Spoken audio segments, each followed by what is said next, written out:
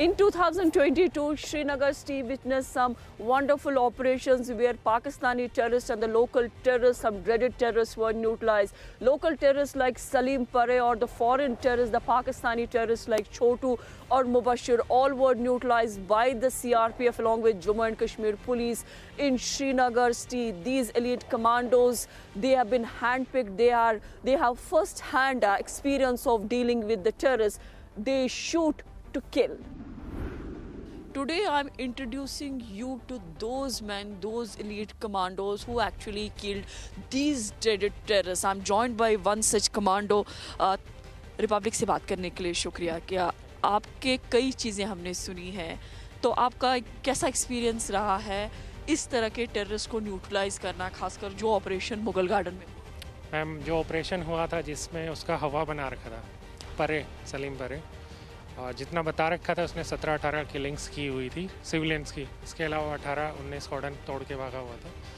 जब हमें इंटेलिजेंस मिली तो हमने उसको ईज़िली उसको, क्योंकि हमारी प्रोफेशनल स्किल्स ऐसी हैं कि हमने उसको पकड़ लिया और मतलब उसने फायर फाइट की हमारे साथ और विद इन 5 मिनट्स उसको न्यूट्रलाइज कर दिया। तो मैम जैसे उसकी कैटेगरी थी A++, उस हिसाब का वो मतलब हमारी फोर्सेस के सामने कहीं नहीं टिकता था।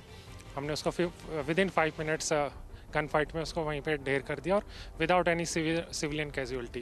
काफ़ी स्विफ्ट ऑपरेशन रहा वो यहाँ मुगल गार्डन में, और जो सलीम परे था करीब 8 साल से ज़्यादा एक्टिव था, इतनी सारी किलिंग्स थी। तो कई जब आपने उसको, क्योंकि आपका फर्स्ट हैंड एक्सपीरियंस रहा है, आपने उसको मारा है, तो आपको पहले डर नहीं लगा कि ये इतने साल से एक्टिव है, काफ़ी एक्सपीरियंस है, ट्रेंड है?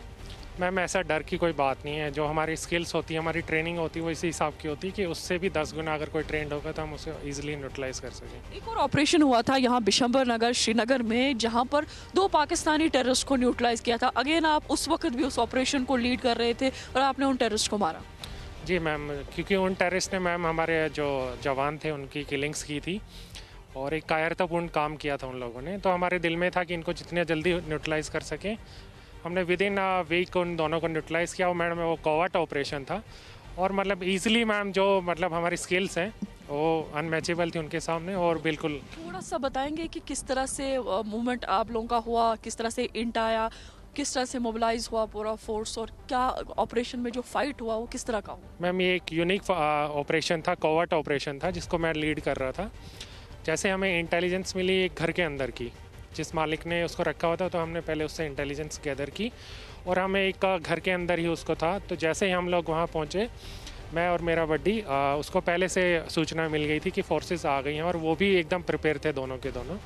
तो जैसे ही हमारा आमना सामना हुआ मैम, एकदम हमने उसको ओवर पावर किया, लेकिन उसने अपनी जितनी ट्रेनिंग उसको दी गई थी उसने अपनी यूज़ की, लेकिन हमारी ट्रेनिंग उनके ऊपर भारी पड़ी और with in hand fight plus gun fight हमने उसको विद इन 2 मिनट्स में उसको न्यूट्रलाइज कर दिया दोनों को।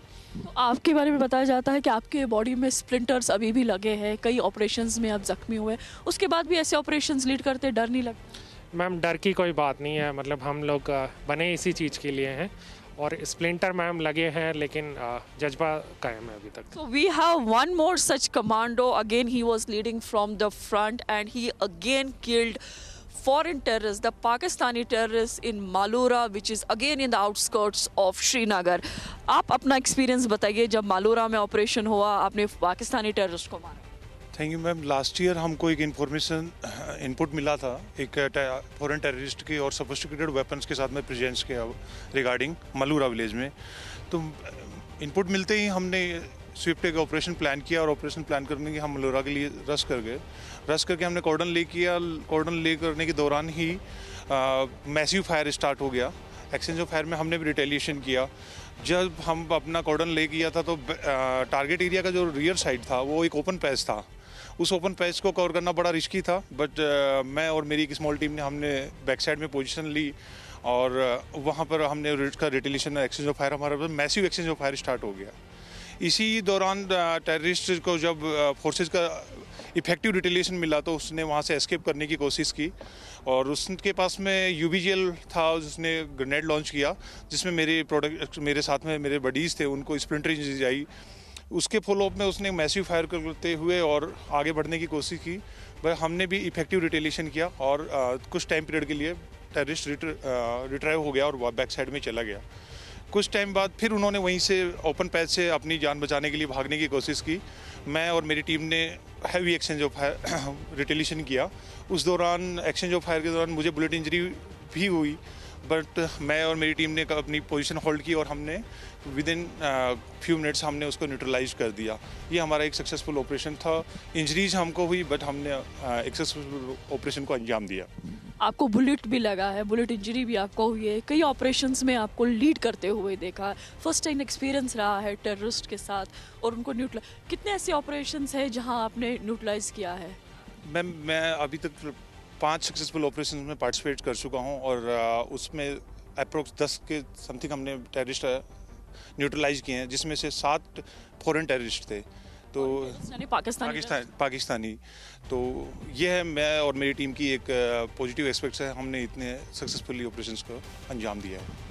So this tells you that how the forces actually lead from front, how they experience the entire situation, and not only experience, here it is very important how quick you are in decision making, because the one who's just sitting across or who's just watching you is your enemy, and you know well how to neutralize those.